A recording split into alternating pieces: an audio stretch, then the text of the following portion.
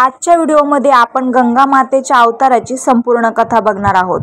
जेव्हा भगवान विष्णूने आपले दुसरे पाऊल आकाशाकडे टाकले, म्हणजेच विष्णूचे 3 पावलं राजा बळीची जी कथा आहे त्यावर आधारित, तेव्हा ब्रह्मदेवाने स्वतः त्यांचे पाय धुतले होते आणि त्यांचे सर्व पाणी एका कमंडलात गोळा केले होते। या पाण्याला गंगा हे नाव देखील दिले गेले होते आणि त्यामुळेच गंगेला ब्रह्मदेवाची कन्या देखील म्हटले जाते। ते कमंडलू एवढं मोठं होतं की त्यात जमा होणारं पाणी नदी एवढं प्रचंड होतं, त्यामुळे गंगा नदीचा जन्म झाला। ही झाली एक कथा, परंतु माता गंगेच्या वंशाच्या आख्यायिकानुसार एकदा महाराज सगर यांनी मोठा यज्ञ केला। त्यांचा नातू अंशुमन याने त्या यज्ञाच्या रक्षणाची जबाबदारी घेतली होती।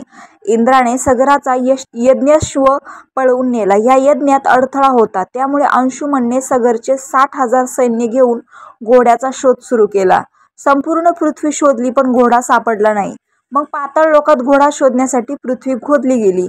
उत्खननात त्यांना दिसले की महर्षी कपिल तपश्चर्या करत आहेत।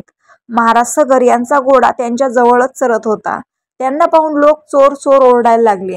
हे सर्व ऐकता क्षणी महर्षी कपिलांची समाधी मोडली। महर्षींनी डोळे उघडताच सर्व सैन्य भस्मसात झाले। या मृत लोकाच्या उद्धारासाठी महाराज दिलीप यांचा पुत्र भगीरथ याने कठोर तपश्चर्या केली।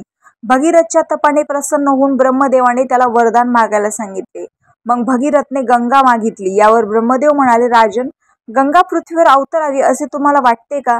पण तुम्ही पृथ्वीला विचारले आहे का की ते गंगेचे वजन आणि वेग हाताळू शकेल का? माझे मत असे आहे की गंगेचा वेग हाताळण्याचे सामर्थ्य फक्त भगवान शंकरात आहे, त्यामुळे गंगेचे वजन आणि वेग सांभाळण्यासाठी भगवान शंकराची कृपा प्राप्त करणे योग्य ठरेल। महाराज भगीरथ यांनीही तेच केले। त्यांच्या कठोर तपश्चर्येने प्रसन्न होऊन ब्रह्मदेवाने आपल्या कमंडलातून गंगेचा प्रवाह सोडला। तेव्हा भगवान शिवाने गंगेच्या प्रवाहाला आपल्या जटांमध्ये गुंडाळून केस बांधले। याचा परिणाम असा झाला की गंगेला त्यामधून बाहेर पडण्याचा मार्ग सापडतच नव्हता। आता महाराज भगीरथ आणखीनच काळजीत पडले। त्यांनी पुन्हा एकदा भगवान शंकराच्या उपासनेत कठोर तपश्चर्या सुरू केली। मग भगवान शिवाने गंगा प्रवाह मुक्त करण्यासाठी वरदान दिले। अशा रीतीने शिवांच्या जटांतून मुक्त होऊन हिमालयाच्या दऱ्याखोऱ्यात गंगा वाहू लागली। अशा प्रकारे पृथ्वीवर गंगा आणण्यात भगीरथ यशस्वी झाला। त्यांनी आपल्या सद्गुणांनी जनतेला उपकृत केले। युगानुयुगे वाहणारा गंगेचा प्रवाह महाराज भगीरथ यांच्या कष्टप्रद साधनेची कहाणी सांगतो।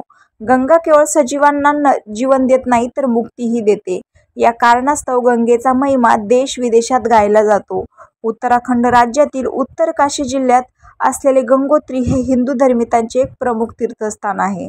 रामकृष्ण हरी।